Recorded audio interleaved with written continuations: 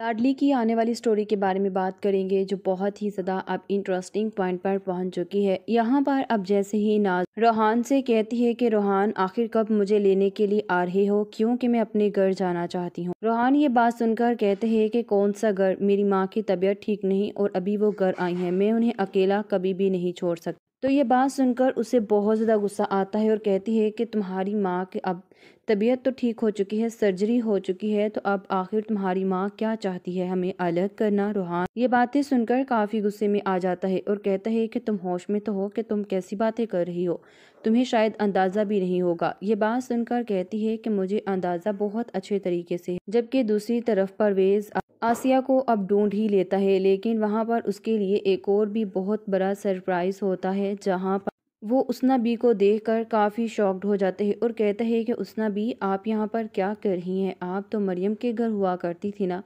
लेकिन उसके लिए भी एक बहुत बड़ा सरप्राइज़ होता है, जहाँ पर परवेज़ को देखकर वो घबरा जाती है और कहती है कि परवेज़ भाई, आप आखिर यहाँ पर क्या कर रहे हैं।